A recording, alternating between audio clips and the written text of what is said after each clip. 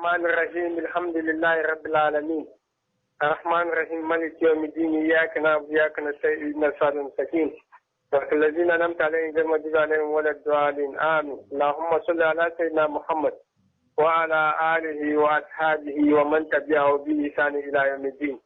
ina gode ma manyan Sunshine Radio da sauran rediyon da suke Bawku wanda yake gudana nan yana ta sa'idin hanyar Bawku sai gudana nan zaka na tinga da dai kowane media house da ke nan Bawku yake tafiyar da lamarin al'umma musamman musulunci. A baya kanan kuma ina kai taziya da rasuwan da aka yi gidanmu kamar kan da na zo na yi abun ga Allah jikansu Allah ranshe su da sauran musulman da suka rasu Bawku duka wanda suke bin mu ba mu je mu gaida su ba mu gaida su ba muna yi musu abun ga taziya Allah jikansu Allah ranshe su. Alhamdulillah akwai maganganu biwa game da batun garin Bawku. Amma maganganun da ke nan mafalki ne na dalilin da ya kawo programin kenan da wannan maganan da muka zo zamu yi. Banda shi kuma akwai maganganu da zan yi game da batun wato tauhidi abubuwan da ya kamata mu sha gaba mu mutanen Bawku da wanda suke nan Bawku suke wajen Bawku da sauran abubuwa. Kan wannan ne da yake so mu tattauna. So Sheikh, ina za mu fara kan mafalki. To, bisa mafalkin nan ne mai ka gani? To, alhamdulillah dai kafin zo bisa kan mafalkin dai ina dai so in magana bisa kan rediyo abubuwan da suke kawowa taimakon da rediyon ke kawowa. Radio Sunshine da sauran radio stations in Bawku alhamdulillah yana cikin abubuwan da muke farin ciki sosai. Ya kamata mutanen Bawku musamman maluma da sauran iyaye a taimar rediyon addu'a don suke kawo waɗanga abubuwa duniya na biyu in ba don su ba da an ka faɗi sai dai tsakanin kai da kai ko mutane biyu ko uku. Da shi wanda suke sponsor rediyo Allah kara musu arziki da wanda suke taimako da hikima da magana kamar ku kuma Allah ba ku fasaha da wanda kuma suke da lokacin da suke saurara su kuma Allah ya ba su abin ga Allah ya ba su hikima ya ba su kuma hakurin saurara ya sa mu duka mu dace. Kafin mu je wannan ina gode ma Allah kamar yanzu mu mutanen Bawku ce mu ce alhamdulillahi rabbil alamin. Abin da yasa nace mu ce alhamdulillahi rabbil alamin wani shekaru da ya wuce mutanen Bawku sun wace sun tarbace wasu suna bolga wasu suna tamale wasu suna takuraji a kira kuma ko ina da ko ina. Saboda fitina da tashin hankali musamman kefi mutane sun tuna kefin da aka yi duk duniya ba taba an yi kefin duniya kamar Bawku da Sierra Leone da Liberia ba. To don shi kagan wanga abu yanzu muna cikin ni'ima muna cikin jin daɗi mun gode ma Allah ya kara muna zaman lafiya Allah ya kiyaye mu Allah ya sa albarka cikin rayuwarmu yau da kullum mu mutanen Bawku da mutanen kewayen Bawku da sauran mutanen da suke duka. To alhamdulillah wannan ne ainihin priority na amma mafarkin da na yi yana son kamar is going to conflict wanga abun da na faɗi na ni'imar da muke da shi. In kana tunawa ka tuna wani lokaci an yi wani babban shawa daga Bawku kana tunawa? Ka iya ka faɗi yes na ko ka manta da yes? Gaskiya dai na manta amma na iya tuna. Akwai abubuwa kafin kai cikin mafarkin. Fi kulli shay lahu aya tadullu ala annahu wahi. Cikin komi duka akwai signal da ke nuna Allah ɗaya ne wa da wula sharika lahu. Kafin abu ya faru ka gan komi duka ka gan kafin abun ya faru Allah na ba mutum signal cikin mafarki. Wani ya bashi signal fili, wani ya bashi signal both mafarkin da fili. To dai shi wannan abu yake son mutane su understand ba rashin lafiya bane ba komai bane mutanen Bawku na ji ma ina faɗi musu wani kaza ya yi kaza wani kaza ya zo wani kaza ya yi kaza wani kuma ɗaya bayan ɗaya komi duka sun gani. To dai shi wanga sako da zan bayar in aka doki alhamdulillah in ba a doki ba ni na faɗi. Sako guda biyu ne. Na farko akwai sakon da na biyu amma ina so in ba da batun signal kan mutane su doki a to kai mafarki shi ki nama ko rashin lafiya ne ko dan kano ko dai wani zai faɗi wannan wani zai interpret shi wannan haka ne wani ya ce dan kano mani ko dai wani abu daban wani na iya dan shi ka wani abu ya faru duka akwai signal late professor ADAMU kafin ya rasu ya mutu 1 week ka san Independence Square ko yes ka san Independence Square that's right. To, ina fatan yawancin mutanen Bawku suna harka Accra sun san Independence Square. Kafin ya faru 1 week Independence Square, ka san Ankaka. Ankaka, ban san wuri. Ankaka suna black abun ga su neck su ya zama white. Oh, okay, na gane. So, for the benefit of those who don't understand how to shake up for the English names.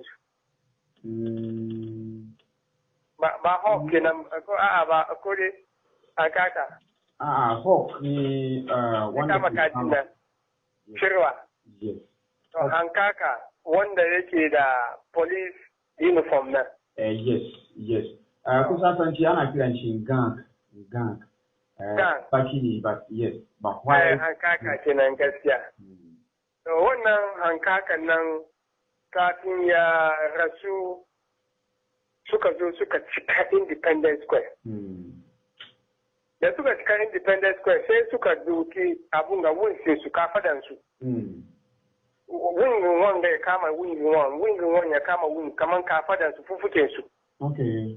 Sai suka cin fufuken nan da juna sai da sun za ka ja sai ka ja won sannan su rabu. Sai suka aje guda center. Sai gudan na ya kwanta kamar yana face gabas kamar za a yanka shi. Mutane suka duba ana kakkama pictures. Da 7 days ne shi Professor ADAMU ya mutu. So wanga signal kenan. Wato suna nuna cewa kamar da kaga suka ce nan suka yi round suka zauna wato suka zagaye junan nan guda na tsakiyar nan gudan tsakiyar nan kamar presidentin su kenan ya kwanta nan wato kasanga na ke abun ga national ceremony Independence Square non to don shi babban da ke tafiyar da lamarin kasan da ake zuwa nan a tsaya ake salutin shi nan ya kwanta kamar kanda hankakan ga ya kwanta babban su ne. Babban su.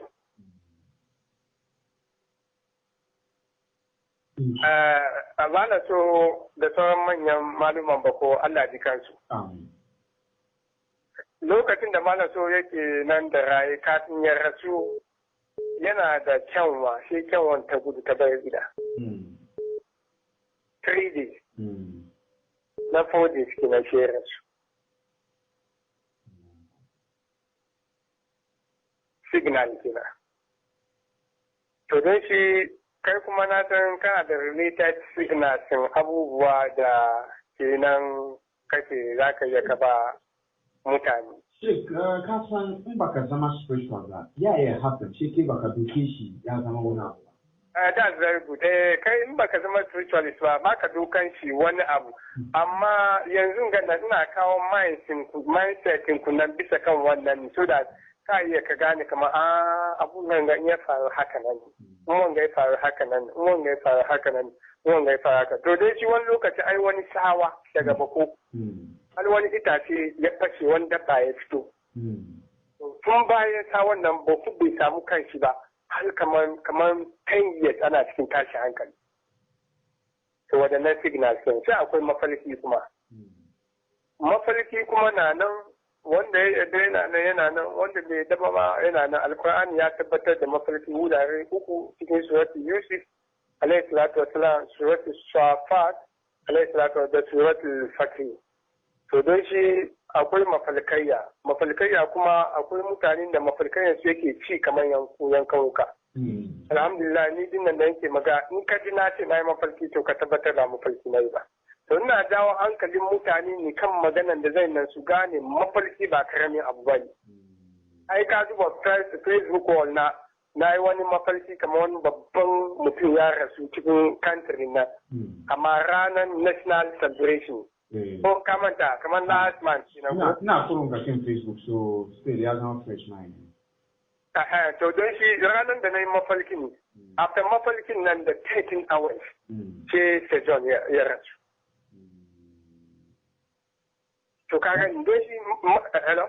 Wannan mafarki ka ce ka gan ku Cyprus ne ko ku ba ku? Very good, exactly. Na gan ku Bawku.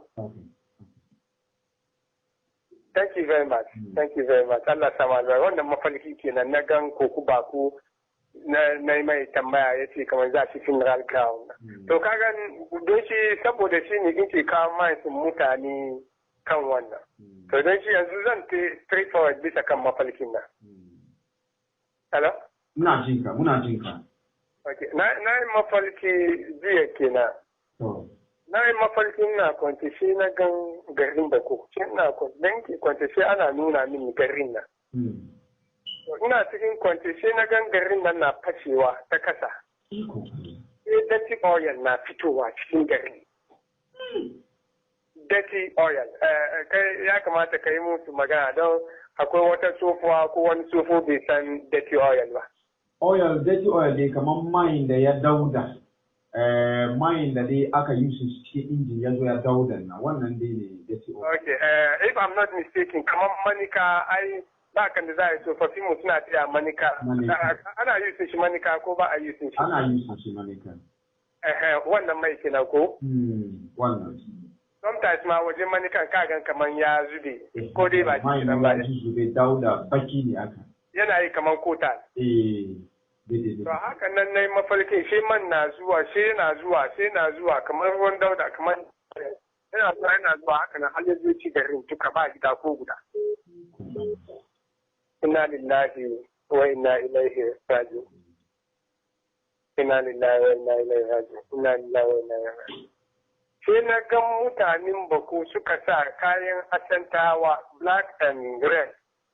Suka sa wannan kasan ai kai kuna tafiya abun ga asanti abun za su yi makoki sun nan. Yadda suke dress.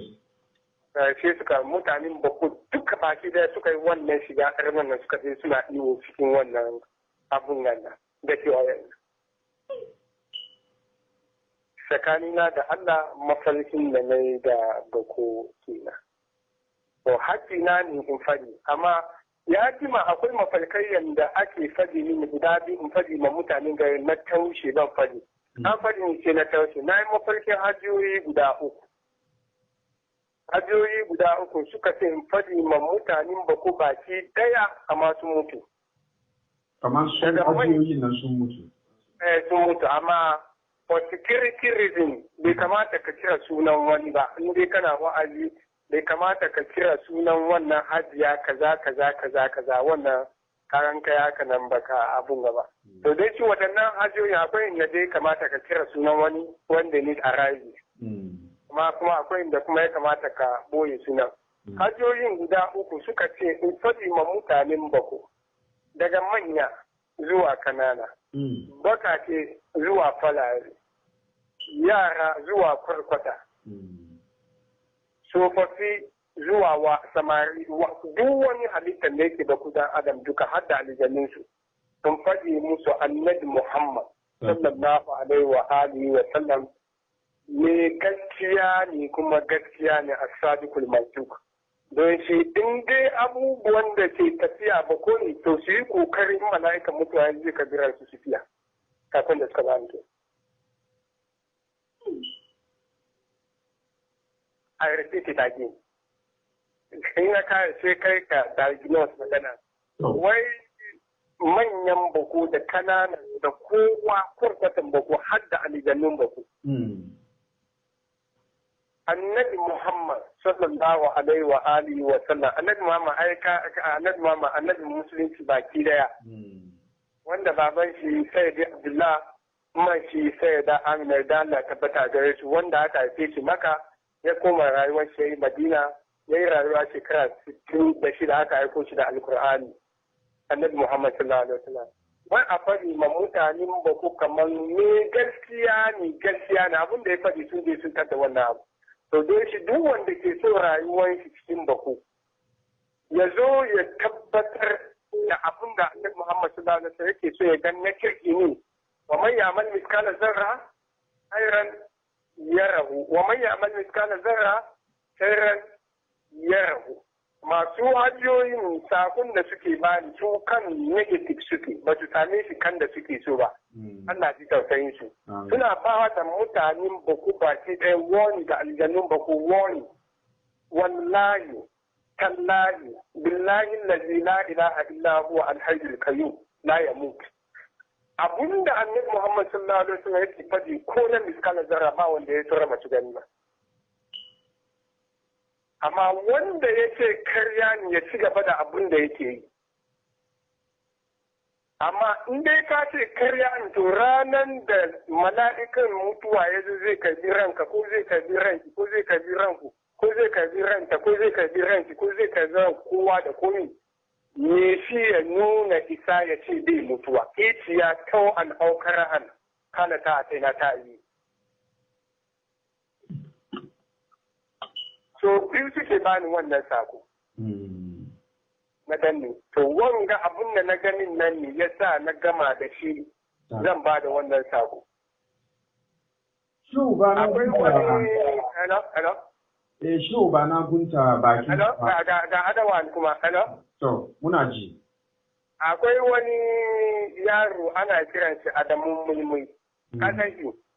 Adamu su mutanen bako sun san shi wani mara lafiya haka. Me bara nan akwai wani da yake bara na san shi amma ban dai san. Wanga ya face ba shi cikin. Okay. Ya face. Okay. Kaman bai mutu ba amma ya face. Ba shi. Ba shi nan cikin system aljanu sun wuce da shi. Shi ma na yi mafarkin shi ya ce in faɗi da mutanen bako. Shi Adamu MUIMUI fa ba ni lafiya ba ni fa. Wallahi kallahi la ilaha illa abinda nake faɗi ma gaskiya yake faɗi kuma daga bako har zuwa duniya baki ɗaya ba sani da karya ba wanda yace karya yake yi to shi kenan. Shi wannan mara lafiya shi Adamu MUIMUI da ya bace ni in ba ma mafarkin ba ni na manta da shi sam cikin rayuwa. Na gan shi karkashin itacen kanya yana zaune shi kadai. Wai in zo in ce ma mutanen ba ku bai wuce ba amma ya komo fishir. Shi bai wuce ba amma ya komo ba ku. Ya bai wuce ba amma ya komo fishir.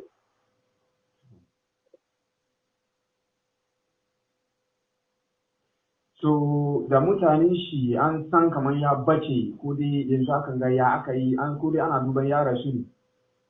Mutafaku alai rawahu Buhari da Muslim mutane ba kowa ya san kan ba shi na. Ban san dai in akwai shi ba amma ni dai na san kamar ba shi ko da dai ba ni ba ko. Maybe caller su sun ya su confirm ma. Ai ni na ji ma kamar a ce ni tuna da bato Adamu ma saboda harkokina na da yawa ba cikin system bai kamata a ce ni na tuna da shi ba. Ma mafarki ba. Kuma akwai mutanen bakun da ba ma yanzu da yake maganar hankalin su zai zo kanshi ba wasu ma sun manta da shi. Shi babban magana. Maganganu uku kenan amma saboda lokaci ina so duba na iya pushin kadan kamar yadda ka fadi side dirty oil na wannan ya touch heart mutane da yawa. Iri aka kai ka gwada muna abin da dai Allah ke so ya nuna muna kuma da solutions da ke ciki. To abin da Allah dai ke sai nuna muna tuni understanding na. Mafarkin dirty oil kuma ba ana hadarin fa ake yi wa amma na kasa. Ana hadarin dirty oil amma na kasa. To ni a fahimta na mafarki in ka duba cikin suratu Hudin. Alayhi salatu wassalam. Ka ga inda Alkur'ani yake maganan hadarin da aka yi na tufana. Mutanen annabi Nuhu alayhi salatu wassalam da suka kangare bisla mana inna arsana nuha ila qaumi an anzir kama min qabl har zuwa karshen suratul Nuh alayhi salatu wassalam. Allah ya fushi da tushe ya bari sama na hadari kasa na hadari aka yi musu hadarin tufana.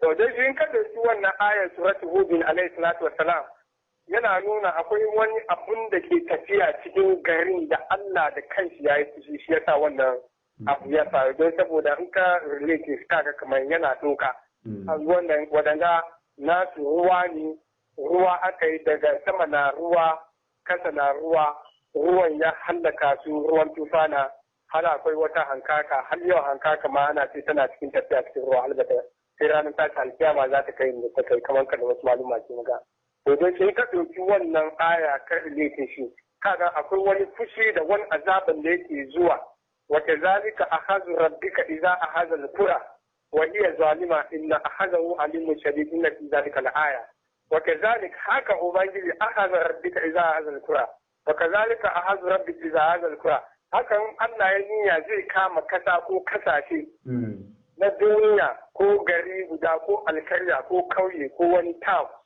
wani zalima lokacin da take zalintan kanta da miyagun ayyuka manya-manyan ayyuka inna ahada wa alimu shadidin Allah zai kama ta ne damkan hannun dama wanda za ta yi ta kubce to in ka dauki wannan kayan kamar wani abu ne ke zuwa wanda yake ne a tare shi to yanzu ya za a yi a tare wannan abu yanzu tarewa muke gida to tare abun da za a yi ya tare fushin Allah ولولا كانت قرية آمنت فنفعها إيمانها إلا قوم يونس لما آمنوا كشفناهم عذاب في الحياة الدنيا ومتاع إلى حين.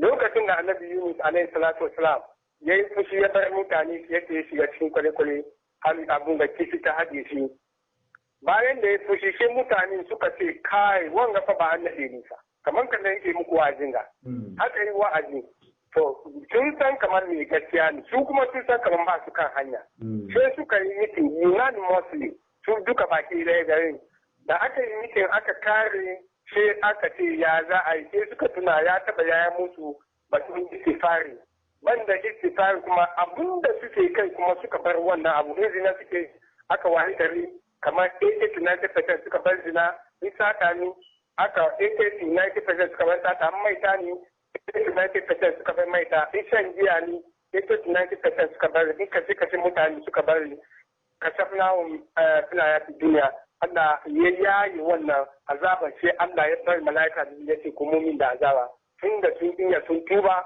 suka yi istifari bayan istifari kuma suka apply suka ce sun bar abin da suke kuma na gani sun bari innani ma'akum asma'u wa ara kamar kan dai fadi annabi Musa da Harun alaihi salatu wassalam to ni sheda ba ni azaban aje azaban tukunna dai shi mutanen da kuna so sata ake yi a bari, zina ne a bari, maita ne a bari, kace ne a bari, shirk a bari, duk abin da aka sa ana yi, mutanen kowa ya san abin da ake yi, a yi kokari a janye, aka janye to Allah kuma ya janye a zamanta, amma ba a bari ba to mu dai ya muna nan na fita hakkin al'umman bako, wanda shi kuma ranar tashi alkiyama in aka kira ni na ce na yi musu wa'azi, na yi musu wa'azi, na yi musu wa'azi. Malumman ba ku da suke nan ba su wa'azi su ma su yi shiri su ga me zai faru.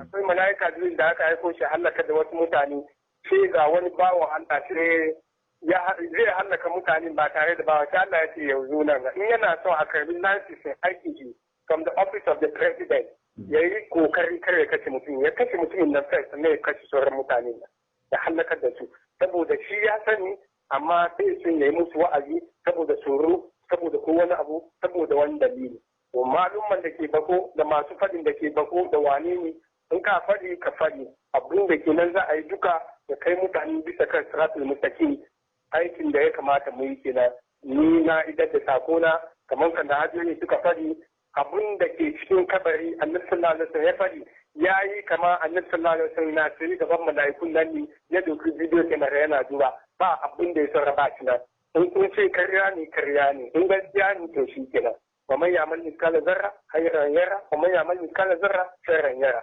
amma in kana son ka gane gaskiya ne ko karya ne ka je kusa da fulun fanu ka tsaya ba ma ka shiga ciki ba to wutan jahannama da azaban wutan da ke cikin kabari da ake a mutum na kabari ana signal mai wani azaba kadan kamar za a yi share on test ina ga kamar ka taba ka shiga super service da ya sunan su ma ni ban taba na shiga ba super service da akwai wani albarka ko ya sunan shi hello shehu muna jin a kai ke tambaya albarka ko ya sunan su TV sinin na yi albarka da super service da sauransu ko kafin a fara ana on test ko ba on test ana yi to dai shi kafin mutane su ke arzul mata filin tashi alkiyama ana yi muku on test daga kabari ɗan aljanna innan da zina kalu rabbin Allah su mallaka suna samun garafata suna samun mala'iku abinci da abubuwa ana cana da musu matan aljanna da abubuwa ana sa mu duka muna ciki ɗan wuta kuma ana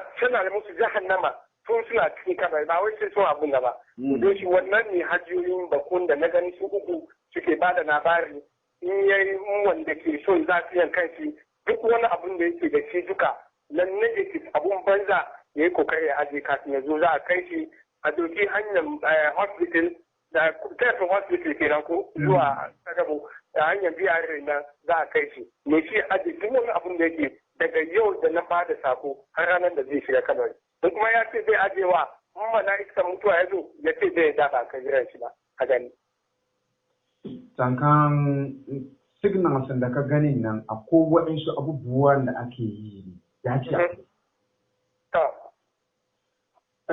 so far biyu kenan ka bayi yadda ka gan shi kuma da solution last one nan ne kuma abin tsoro ka ce yaro nan da ya bace ya komo to yaron ga komowan shi ya zai komo alhamdulillah good question ne bai faɗi mini kan da zai komo ba ya dai ce mini ka san kanya to ka kashe kacin kanya na gan shi ya sa riga blue kamar irin rigan sanyin dan nan sai kira ni sai ce yana da sako zai ba mutanen bako da na gan shi ne sai ce Adamu sai yi mini haka kamar za ka yi magana da wani sai sa koya ban san kana understand ba za ka yi magana da wani shi ya ce yi shuru ko wani abu kamar yi shuru amma bai ce yi shuru ba zai sa hannun shi hannun shi hannun shi bakin shi sai ce haka sai kama shi ne sai ya ce kamar in fari ba mutanen bako kar su duba kuma ya wuce amma su shirya yana kowa yanzu kana sa explanation ne muna son mu gane zai zo diyan mutane ne ko dai zai zo ya expose mutane ne ko dai ya zai zo to ni personal understanding na from context magana na ga kai psychology ko ba kai psychology ba na yi kadan shehu from the context of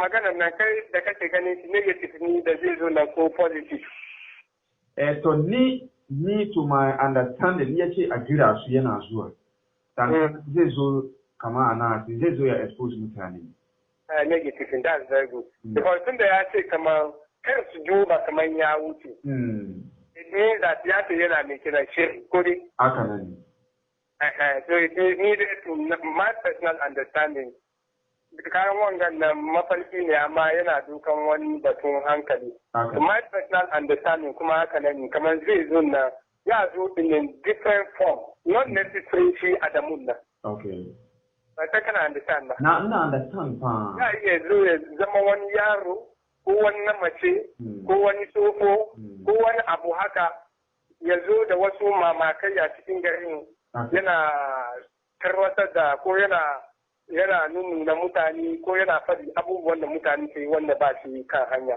haka ne na to my personal understanding haka na understand kuma haka ne ya kamata ya yi don saboda da na yi da zan kira sunan shi sai ya sa hannun shi baki ya ce kamar in kyale it means that it's something very significant haka ne na fahimce shi so yanzu akan ga ya ci mutanen bako duka sun tuba batun tuba ne tuba guda biyu ne in kai astagfirullah kai astagfirullah 4 trillion sai baka bar abin da kake nan baka tuba ba kenan amma in kai astagfirullah ko kai ne kai astagfirullah ba kai ba sai ka bar abin da kake nan ka tuba kenan ya bismillah ya ayyuhal ladina amanu tubu ila allahi tawbatan nasuha ya ku wanda kuka imani da Allah da ranar tashin alkiyama da wuta da aljanna da mala'iku da littattafai ku tuba zuwa ga Allah wato tabbataccen tuba. In ka tuba ba wai ka tuba in kana zina ne ka bar zina. In ba ka bar ba ka yi in 100% kake yi ya zama 50. 50 kana ce a baya kadan ai Allah ya sani kai mutum ne. In sata ne ka bari, in maita ne ka bari ko ki bari, in karkashe mutane ne ka bari ko ki bari, duk abin da kake yi duka in ka gan kaman bai da kyau yi kokari kana komawa baya tuban da ake nufi kina to wannan lokaci za ka bi istighfarin ka. To don shi akwai wasu abubuwa da kayi no Allah na karban lansis la ilaha illallah Muhammadu Rasulullah sallallahu alaihi wasallam. Ranar da mutum ya karbi misali maita ya zama maye an karbi lansis la ilaha illallah Muhammadu Rasulullah sallallahu alaihi wasallam. Don shi kowane abu zai yi duka ba shi nan cikin system. So wanda aka ce ya zama natural nan fa, wai ana aifa da shi ne. So wannan shi ma fa, tankan bai zo da la ilaha ba ko? Question kan ya yi very complicated. The natural da wani ne duka Allah shi ne masani. Amma ni ban san akwai wani abu natural ba. To don shi in dai akwai shi ne wannan hukuncin shi yana hannun Allah. Amma Annabi Muhammad sallallahu alaihi wa sallam ya ce duk wanda ke da wannan abu an karbi lansi sun la ilaha illallah Muhammadu Rasulullah sallallahu alaihi don shi wannan lokaci sallah azumi zaka abubuwan da kake duka ba shi na. Daban da shi kuma da wanda ya zaji Annabi Muhammad sallallahu alaihi wasallam ya cimma Annabi Muhammad sallallahu alaihi wasallam mutunci ba a samu an kashe shi ba. Hello? Muna ji. Wanda ya zagi Annabi Muhammad sallallahu alaihi wasallam. Sai ba a samu an kashe hukuncin wanda ya zagi Annabi Muhammad sallallahu alaihi wasallam. Za a kashe shi. To inda ba a samu an kashe shi ba, shi kuma yana ɗaukan shi ma definitely an nasi la ilaha illallah Muhammad Rasulullah. So akwai waɗannan categories waɗannan mutane da ake karban certificate ko nasi la ilaha illallah Muhammad Rasulullah sallallahu alaihi wasallam.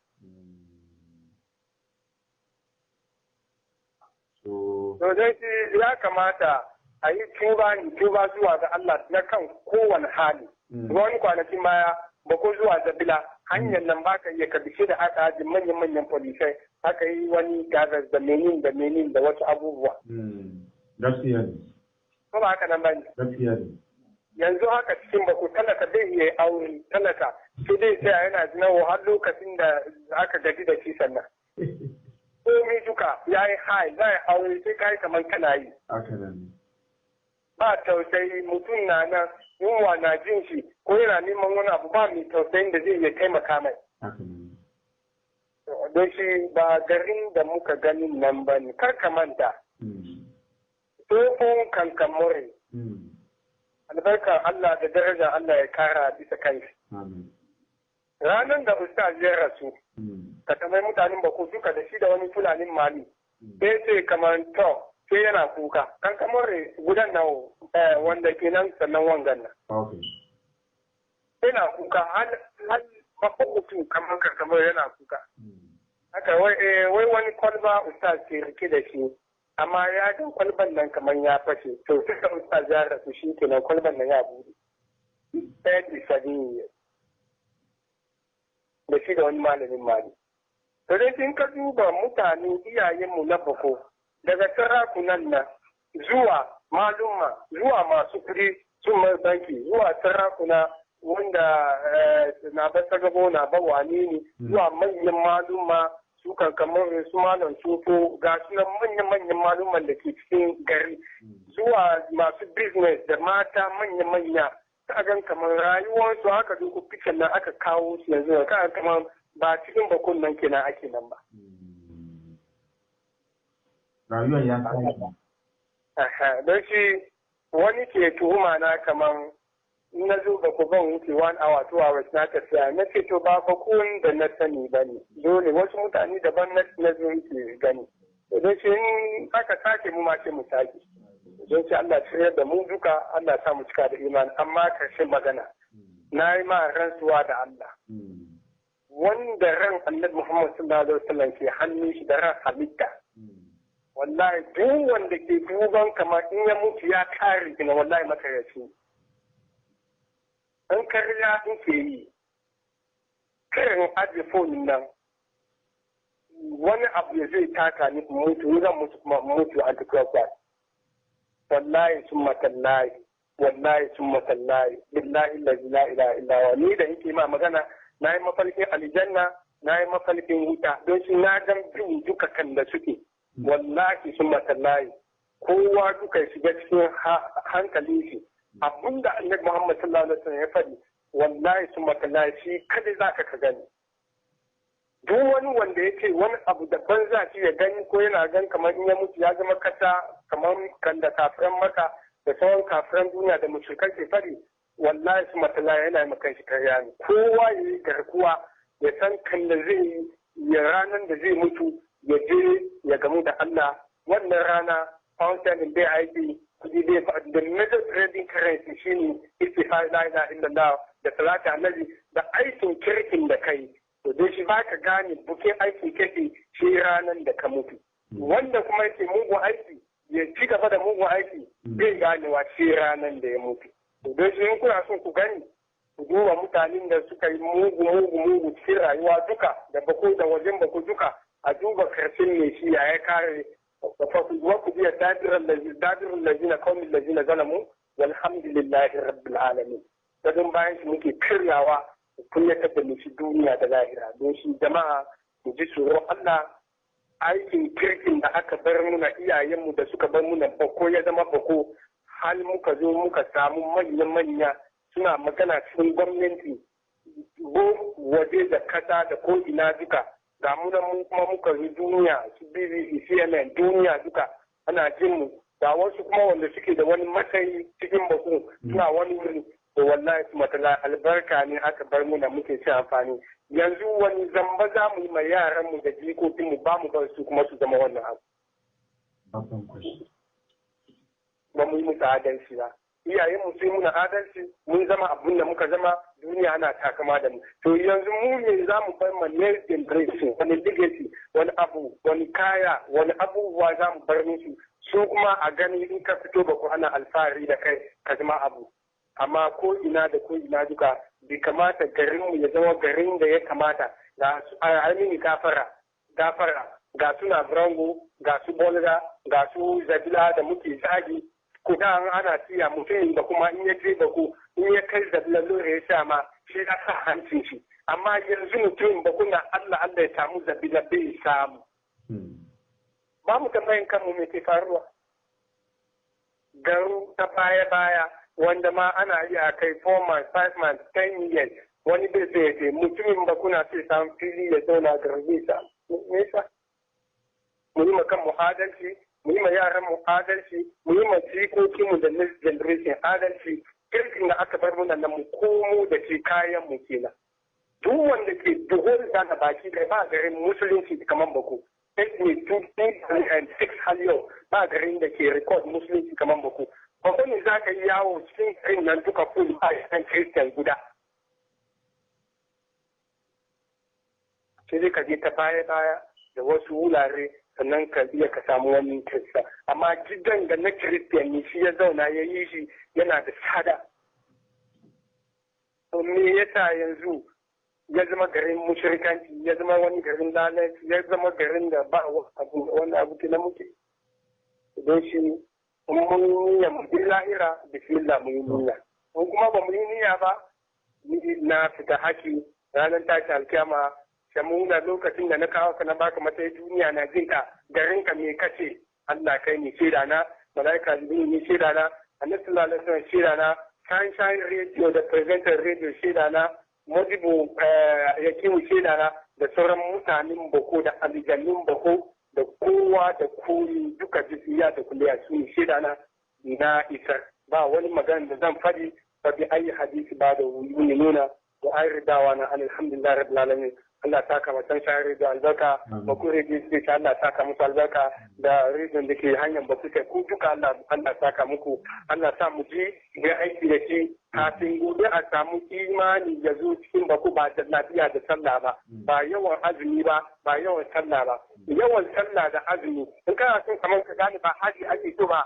ko da ana siya 4 million 5 million da Allah ya yi fushi ya san kamar ba haji ake ba dukiya ya ba aka yi 10,000 wasu kuma suka ce 4,000 tun da aka nuna ba tana haji mai kyau tun bayan annabi sallallahu alaihi wasallam da sabai kamar this time ba mutane 4,000 quality haji kowa ya samu aiki don shi ana son ainihin quantity money ba quantity na ake so ba تبارك الذي بسم الله الرحمن تبارك الذي بيده الملك وهو على كل شيء قدير الذي خلق الموت ليبلوكم ايكم احسن عملا ويفي wani aikin kirki ba yawan aiki ba kai na tuna 4 billion 4 trillion wanda ya guda mai kyau ya fita alhamdulillah assalamu alaikum nagode mun gode kwarama mutane wa mu tambaye ka yaushe kuma za a ji ka sai sana an samu lokaci za a ji Allah ta kama mutane da ko alheri Allah jikan iyayenmu taziyar su hajiya da Musa da sauran sunanta ya shawo akwai wani yaro na kuma ya rasu daga Accra sanin su wani sunan Hamidu da sauran dai wanda ya kamata in gaisa da su duka na taziya da ban gaisa ba ina gaisawa da su kan Sunshine Radio Allah jikan su Allah rashe su Allah sa sun futa mu ma Allah sa mu cika da imani assalamu alaikum wa alaikum salam wa